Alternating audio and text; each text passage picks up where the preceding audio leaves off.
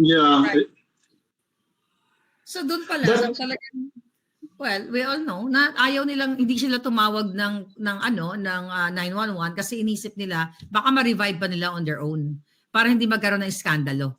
Para hindi malaman. Not without Narcan, with that type of drugs. Not without Narcan. What do you expect? What do you expect, Kate? Yung mga nandoon, mga bangag.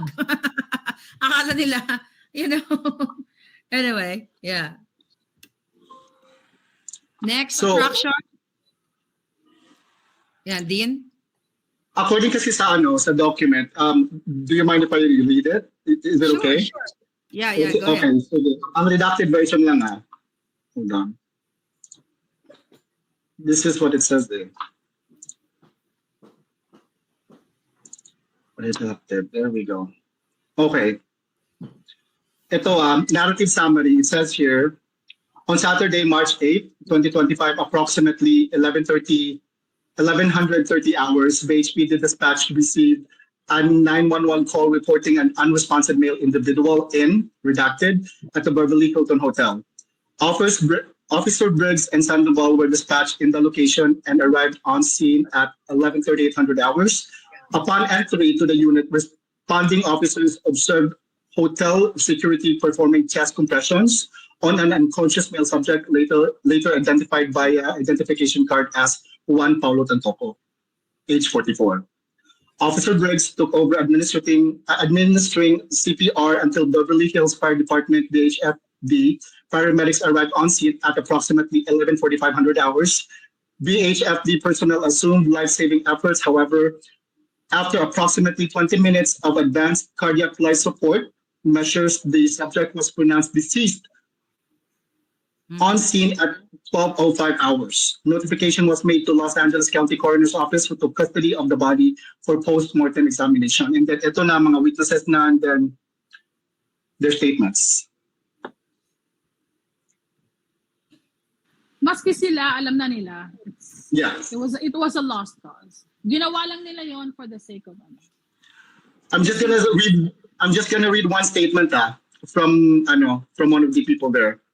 Name redacted, stated that she and other associates, including blank blank, and the decedent had dinner at the Waldorf Astoria on the evening of March 7, 2025. She observed Mr. Tantoco exhibiting signs of distress, including profuse sweating, incoherent speech, and visible disorientation. She recalled inquiring whether he required medical assistance, but no name, I'm not going to say it, reportedly, wag na, masyadong Dean. So, Palangasi has a question to you. There's so many, I'm sorry, I almost said it. Yes, go ahead. Can you hear me? Hi, Dean. Yeah, hi. Yeah, Dean, of course you will agree, no, na after you came out, nabago na buhay mo. Yes. At hindi ka na makakabalik dun sa dati. My question is pang Miss Universe na question. Okay, what is it? How far are you willing to take this?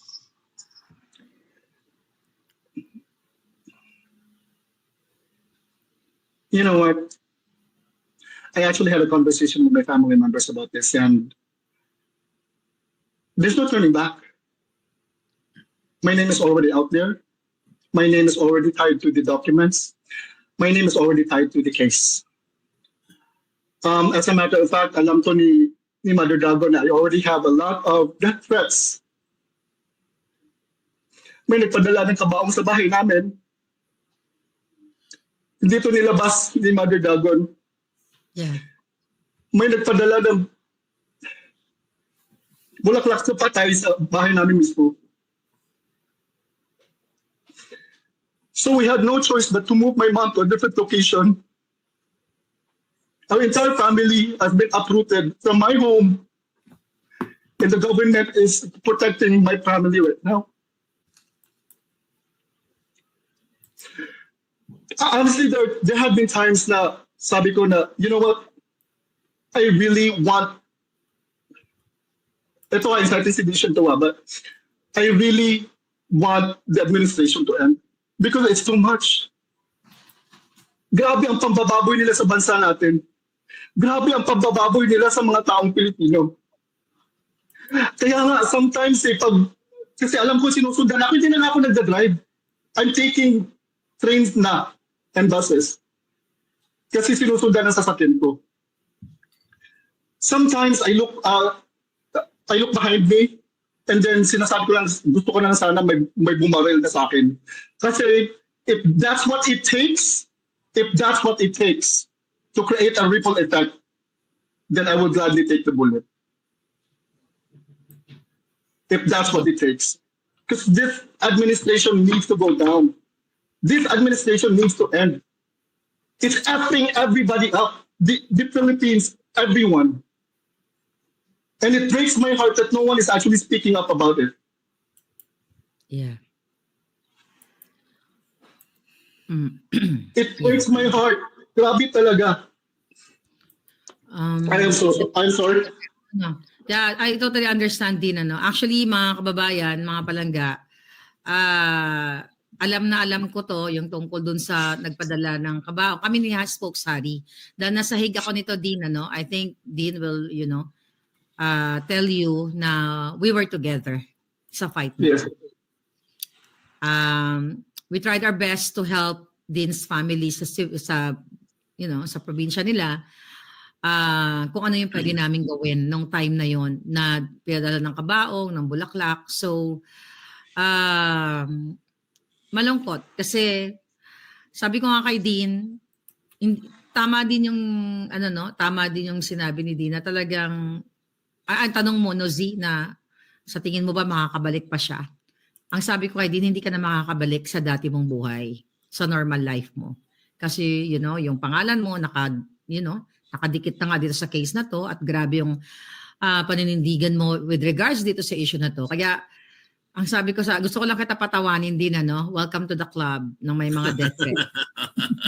Alam mo yan, that's why I love you so much nga kasi you're giving me the strength every time. You know this, every time I have issues like this is giving me so much mental issues, and every time I'm nagugulahan ako sa isip ko, tinatawagan ko sa Mother Dragon and she gives me strength. You guys have no idea how good Mother Dragon is to me. And I love her so much. I love you, Mother Dragon. I love you.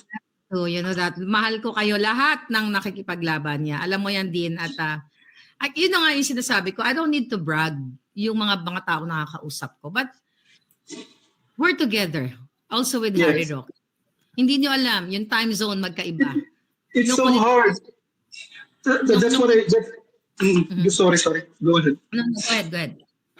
No, it's so hard kasi akala lang nila na we are super strong.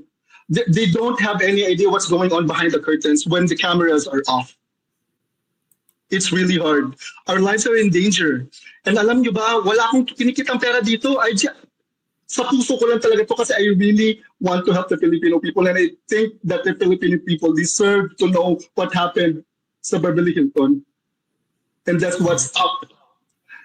So, yung mga sinasabi nyo na cloud chaser, I don't have to. Yeah. Hindi nyo alam, siguro pag-usapan na natin ngayon dahil na-out na hindi nyo alam kung gaano kami nataranta. Alam mo, that's really early in the morning, no, sa Hague. Kinakausap ko si Spokes, you have to do something para sa family ni Dean. Natataranta ako kung sinong kakausapin dahil, we're updated sa anong nangyayari sa family. Imagine mo, padalang ka ng kabaong, yung parents niya. So talagang, it's heartbreaking experience during that time na yung isang katulad ni Dean na nag-voice out lamang, nagsalta lamang dahil para sa katotohanan, para sa tao na si Lisa Tanas ay isang adikto, si Bangag Jr. ay bangag.